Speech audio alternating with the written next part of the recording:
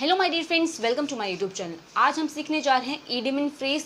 थोड़े से हैं, छोटी सी क्लास है बट इंपॉर्टेंट क्लास है। प्रीवियस ईयर के भी इंक्लूडेड है और कुछ न्यू ईडियम फ्रेज भी हैं। क्लास को एंड तक देखना। चैनल पे न्यू हो तो चैनल को सब्सक्राइब करके बेल आइकन प्रेस कर देना। विदाउट वेस्टिंग टाइम अपनी क्लास को स्टार्ट करते हैं।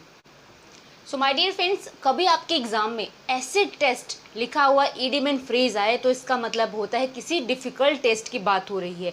यानी acid test idiom and phrase का मतलब होता है डिफिकल्ट टेस्ट, यानी कठिन परीक्षा। किसी कठिन परीक्षा की बात हो रही है। ईडियम एंड फ्रेज कई तरीके से पूछे जाते हैं, 4 ऑप्शंस हो या फिर किसी में आपको ऐसे दिया जाए कि उसको रिप्लेस करना हो।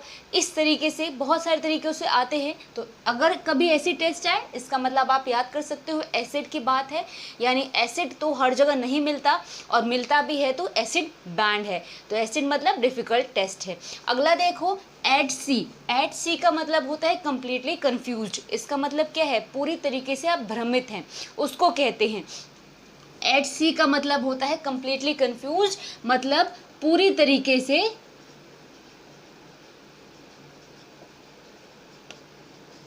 भ्रमित, मतलब कंफ्यूज रहना, क्या करे क्या ना करे, उस स्थिति को एट सी कहते हैं ईडियम एंड फ्रेज की लैंग्वेज में।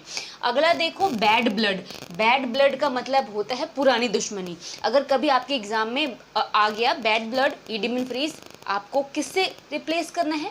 कोई भी ऐसा वर्ड जो पुरानी दुश्मनी को रिप्रेजेंट करने के लिए वहाँ लिखा हो, वो होगा उसका असली मीनिंग। तो बैड ब्लड का मतलब ओल्ड एंड माइटी, यानी पुरानी दुश्मनी। अगला है बर्ड ब्रेन। अगर कभी भी बर्ड ब्रेन ईडियम फ्रेज आ गया, इसका मतलब फुलिश की बात हो रही है। अब आप याद करने के लिए एक निमोनिक ट्रिक लगा सकते हो। किसी भी बर्ड में कितना ब्रेन होता है? ह्यूमन के बराबरी तो नहीं होगा। यूजली हम उसे फुलिश कह सकते हैं, उसको किसी चीज़ का ज्ञान नहीं है। तो बर्ड ब्रेन का मतलब कम दिमाग है, यानी फुलिश है। उससे आप याद कर सकते हो, जिसको हम मूर्ख कहते हैं। अगला देखो, ब्लिंक ऑफ एन आई। इसका मतलब होता है इमीडिएटली, मतलब तुरंत, या जिसको हम कहते हैं ना क्षण भर में, इमीडिएटली, तुरंत। इसको आप याद कर सकते हो। जैसे कि आपकी पलक झपकती है, थोड़ी भी देर नहीं लगती, तो वही है पलक झपकते हैं, जिसको हिंदी में हम कहते हैं मुहावरे में, कहावत में। तो blink of an eye immediately, मतलब जिसको हम तुरंत कहते हैं। अगला देखो, ब्लू ब्लड का मतलब होता है कोई भी इंसान जो उच्च खानदान से ताल्लुक़ रखता हो या फिर जो बड़े घर का हो, ठीक है। Belong to a high family, यानी उच्च, ज़्यादा पैसे वाले या फिर रईस घर से या फिर उच्च कुल से जो मतलब रखने वाला संबंध हो, वो क्या कहलाते हैं? Blue blood. इससे आप याद कर सकते हो, यूजली ह्यूमन में रेड ब्लड होता है, ब्लू ब्लड है यानी कुछ तो बात है। इससे आप याद कर सकते हो ब्लू ब्लड है यानी अमीर घर का है। तो belong to a high family मतलब उच्च घर से होना। नेक्स्ट देखो, cock and bull story. Cock and bull story का मतलब मन गढ़ंत कहानी या कोई नकली कहानी होती है, कोई झूठी कहानी। तो फॉल्स स्टोरी होता है। कॉक और बुल की कहानी कभी भी असली नहीं हो सकती। आप ऐसे याद कर सकते हो, जिसको आप झूठी कहानी याद करना। अब देखो कुछ और ईडियम एंड फ्रेज को।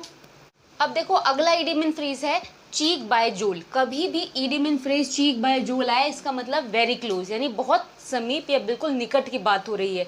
चीक और जोल दोनों हमारे फेस में हैं, ठीक है, तो वो बिल्कुल पास में है। तो उसी को हम याद करने के लिए यूज़ कर सकते हैं। चीक और जोल बिल्कुल क्लोज होते हैं, तो इसका मतलब बहुत पास है, बहुत निकट की बात हो रही है। तो इसका मतलब होता है बिल्कुल समीप में, या जिसको यूजुअली हम हिंदी में पास में कहते हैं। अब देखो अगला है निट ब्रोज। ब्रोज क्या होती है? हमारी भौं, जो हमारी आईज को हम बोलते हैं, जो मतलब आईब्रो होती है, उसको क्या कहते हैं? ब्रोज कहते हैं, आईब्रोज।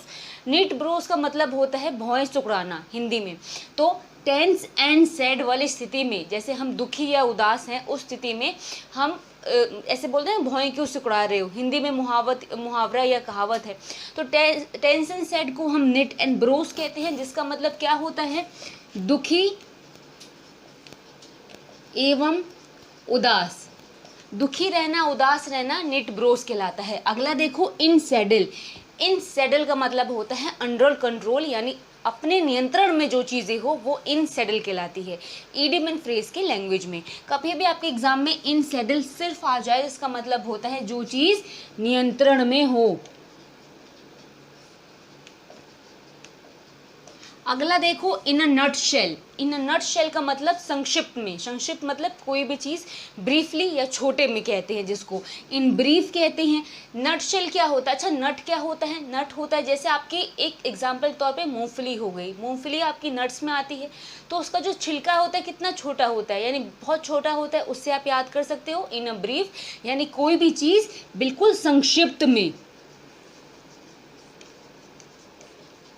अगला देखो हॉब्सन्स चॉइस।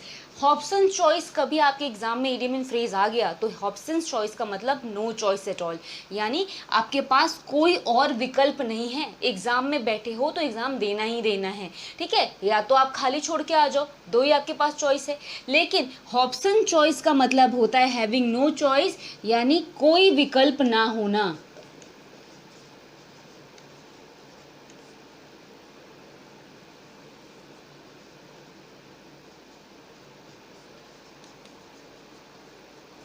अगला देखो ईगल आई। कभी आपने देखा हो ईगल आई को समझने के लिए कोई भी इंसान है उस पर अगर कोई कड़ी नज़र रख रहा है, उसके आने जाने का या फिर किसी भी चीज़ पे हमेशा नज़र गड़ाए रहना ईगल आई कहलाता है। अ कीन ऑब्जर्वर, यानी कोई आपको बहुत ही ज़्यादा ऑब्जर्व करने वाला हो, आपके पीछे बिल्कुल पड़ा रहा हो कि कहाँ जाता है, क्या करता है या फिर क्या करती है, उसको हम ईगल आई कहते हैं। हमेशा किसी पर अपनी दृष्टि बनाए रखना, ठीक है, हमेशा अपनी दृष्टि बनाए रखना। अगला देखो आई फॉर आई। आई फॉर आई का मतलब होता है टिट फॉर टैट, जैसे आपने सुना होगा हिंदी में जैसे को तैसा, वही होता है आई फॉर आई।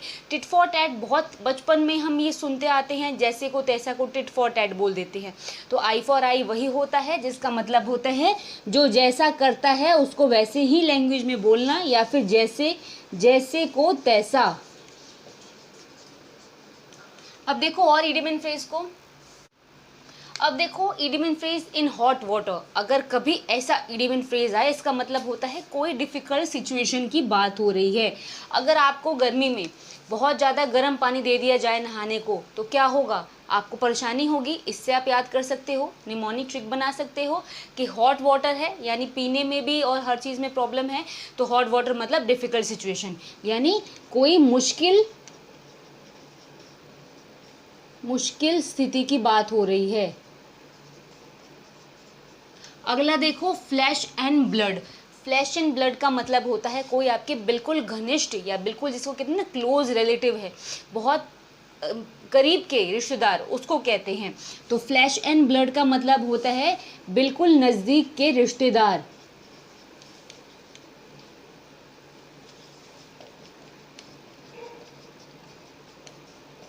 अगला देखो हार्ड अप। हार्ड अप का मतलब होता है लैक ऑफ मनी, यानी पैसों की कमी को इडियम इन फ्रेज की लैंग्वेज में अगर हार्ड अप आए तो आप लिख सकते हो। हार्ड अप का मतलब होता है लैक ऑफ मनी, यानी पैसे की कमी। अगला है किथ एंड किन।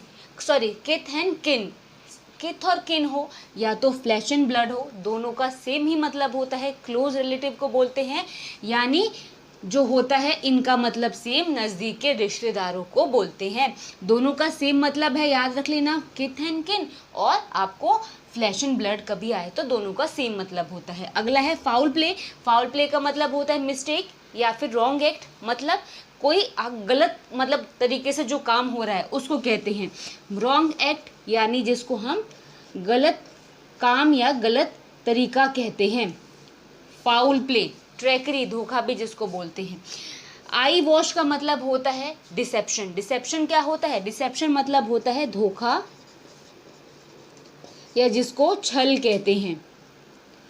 तो यहाँ पे मेरी क्लास फिनिश हो रही है। छोटी सी क्लास थी इडियम इन फ्रेज की, इंपॉर्टेंट इडियम इन फ्रेज थे, एसएससी के में पूछे गए हुए थे और बहुत सारे नए भी थे, एग्जाम पॉइंट ऑफ व्यू से इम्पॉर्टेंट। आपको क्लास समझ में आई हो तो वीडियो को लाइक कर देना, चैनल पे नए हो तो चैनल को सब्सक्राइब कर लेना। ऐसी और भी क्लासेस आती रहेंगी। मिलेंगे अगली क्लास में, तब तक के लिए थैंक्स फॉर वॉचिंग।